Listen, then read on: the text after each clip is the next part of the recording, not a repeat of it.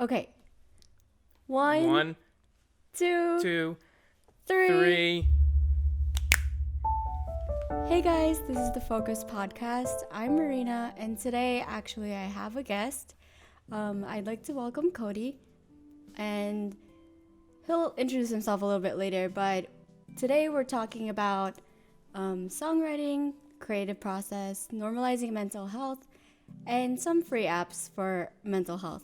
And of course, today it's all about you, Cody. I want you to introduce yourself. What is your name and your artist name, and what's the kind of music that you make? All right, so nice to meet you all. My name is Dakota. You can call me Cody, though. I primarily make indie music. It's kind of indie pop, alternative pop, stuff like that. I do all of the production myself, and I also perform all the instruments myself. I'd say I started music probably, I think fourth grade. Yeah, fourth grade, I picked up drums and guitar, and from then it kind of just, it trickled down into other instruments, and I didn't get into production until probably senior year of high school, maybe junior year. Mm-hmm. I just started to dabble in it around then. Yeah. But I started then, and So then you started on drums and guitar, you said? yeah, I started both at the same time, and I fully credit Rock Band to doing that. I fully credit awesome. Guitar Hero and Rock Band, because I'm telling you right now, if it weren't for those plastic instruments, I probably wouldn't be playing music right now. That's crazy. I played Guitar Hero, and I feel like it just connects you with the music on another level than just like listening to it, you know? Exactly. You as an artist, what do you think makes you, I guess, relatable or unique even to other people? Like, why would they listen to your music? I would just say that my music is overall just very chill, very laid back, and that kind of represents me as a person. Mm-hmm. I'm very chill, very laid back. I'm very honest, and I just think that my music kind of takes the best qualities of me and puts them out into the world. And I think that, for me, music is just an extension of myself. Mm-hmm. So being able to be open and honest with my audience or my fans, whatever you want to call them, Mm-hmm. love them all. Mm-hmm. But, the ability to just, be honest and open fully 100% of the time with them is probably one of my favorite things, and I do not take it for granted. And then, other than that, I'm just another kid making music in his bedroom. Yeah. Like, there's a lot of kids, there's a lot of people like me that are just doing what they can do, doing everything they can do to just make it work right out of their home studio, however, expensive or inexpensive it is. Mm-hmm. And I think that above all else should make me the most relatable, because it's just, I'm just a normal guy. I'm just trying to, have fun in my bedroom playing some guitar. Exactly. You don't really build the recording studio first and then make the music. Mm-hmm. You make the music and then you're like, well, I think this is pretty serious. We'll make the recording studio. Yeah. It's like, oh, well, might as well if I've already come this far. So, Exactly.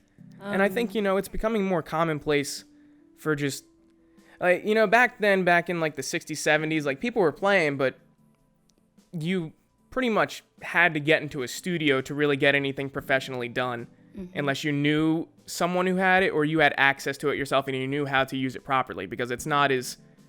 It has been simplified in many ways over the years, but now since everyone has access to, like, your cracked version of FL Studio or your Ableton, which whatever. we don't use. We don't use that. We don't use that.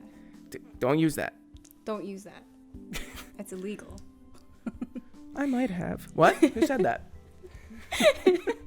A lot of the programs are also pretty, at a face value, they're pretty user-friendly and just, how to navigate them. Of course, maybe not into the plugin realm where you get into specifics of, compression and EQ and all that, but just at a face value, you can load up FL, you could load up Ableton and probably navigate yourself around the interface and just find out how to put a beat down, you know? I agree. There's so much resources these days. So you were talking about your music, and Yes. I guess towards the future, what is it that you want to accomplish? It doesn't have to be too far in the future, but what is it that you think? If we're talking immediate future, I'll do immediate and far future. So Okay. immediate future, I'd like to get an EP or two out, hopefully an EP out by the end of this year, and then an EP out next year, and then after the EP comes out next year, I am planning on going full swing into album mode. So that's kind of my course of action right now. In terms of the far future, I feel like, every musician's end goal, or at least most, bedroom producers' end goal is to make it big in some way. And though it would be nice to, do like the headlining world tours and all that, I think what's most important to me is just staying true to myself and writing music that resonates not only with myself, but with my fans, no matter how big or small the group is. I think I just want to build a close relationship with my fans, and I think, I don't need to be touring the world to consider myself a success.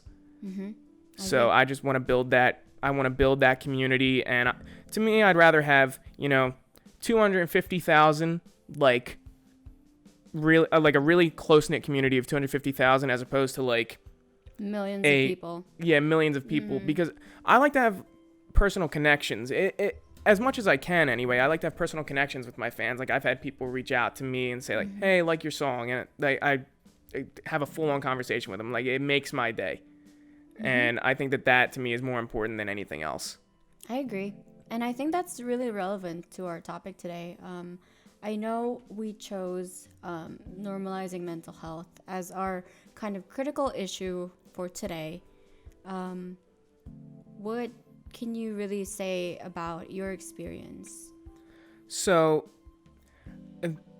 throughout my life, I've experienced, I've had anxiety, I've had depression, I've had stuff like that all throughout my life. In some cases, it was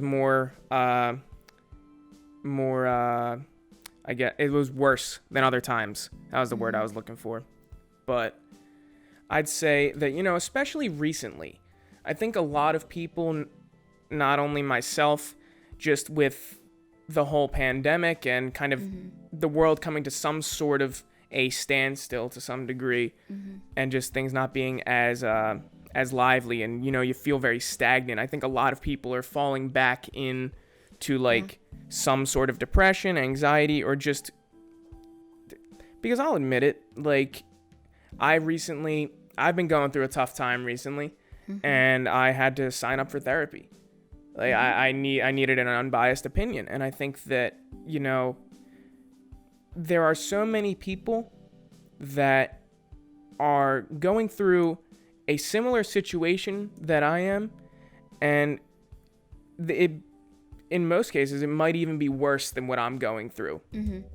And I don't like some of these people feel like they have no one to talk to, or they feel like they're in a rut. And I think that if we could just be a bit more open and accepting of mental health as a whole, both for men and women, I think the world would be a much better place. Yeah, I personally coped by playing Animal Crossing. But that is a good way to cope. That is a fantastic way to cope. I wasn't really feeling it. I wasn't feeling like planning. I normally plan my life out. Yeah. As you might have felt, like that's how I am. I like to have things planned up to like next year if I could. I know things don't go as planned normally, but I like to plan things out, and things were just like, well, I don't know what's going to happen like next week. That's how a lot of people felt, I think. And I was just like, well, at least on Animal Crossing, like my island's going to be there tomorrow. No, I'm telling you, that game should be renamed Therapy the Game. Like, it is so just, you go in, I agree. and it's so relaxing. You are in just an entirely different realm. Your headspace is just like, my island. And it's just, that's all I have to care about right now. I know we had a meeting earlier, and you talked about, like, writing poems as a creative outlet to get you through during this. Can you tell us more about that? So, I think once this whole pandemic and quarantine started, I'm still struggling with it now. I kind of lost some creative drive, and I needed to maybe like step away from, the desk for a little bit and just do other things that might, spark some sort of interest or spark some sort of creativity, even if it's not in the realm of music. And the three things that I have been kind of tapping into to kind of ignite that spark again. One was poetry. One was martial arts. I've started to tap back into my martial arts roots. And then, might not be good, but I've actually started trying to pick up card magic just for fun. That's great. Like, I think I don't know, there's something about it. I love that. But, so I started writing poetry as another way to cope with what's going on, both on a larger scale and a personal scale.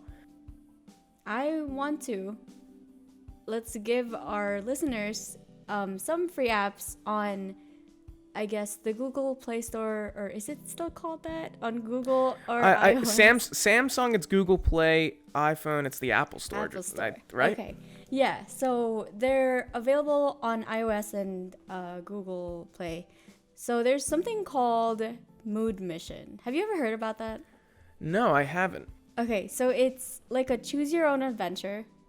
Okay. Where it guides you through a set of questions, and then based on how you're feeling, it kind of gives you missions. So we were talking about it earlier where you were like, checking boxes. That's like how we feel like we accomplish things, right? This one's kind of like turned it into a little like game. Have you heard about choose your own adventure things? I read all those. Okay. I read all those books when I was younger.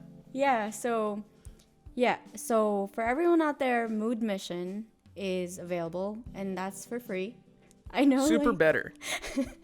The name is awesome. I chose it because I was like, all right, it's super better. It's actually a game. Like, I guess I didn't even realize it, but a lot of these apps kind of tap into our topics and experiences. This one turns into a game. So it's a mental health, skill building, self-care game where you're a superhero and you go through like missions and challenges and stuff. Of course. I think there should be some form of outlet. It shouldn't just be all pent up inside of you, So I definitely advocate for all of them. Yeah, for sure. At the end of the day, we really hope that you can take something out of this episode and just of our experiences. Now our next segment would be to hear your music and hear your thoughts about how you compose them or like what are they. So if you want to, please introduce which two songs you're doing today. So Daydream.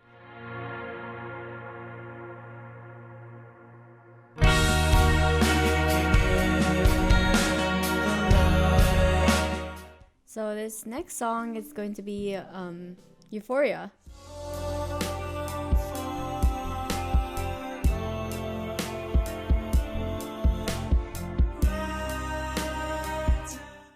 Yeah.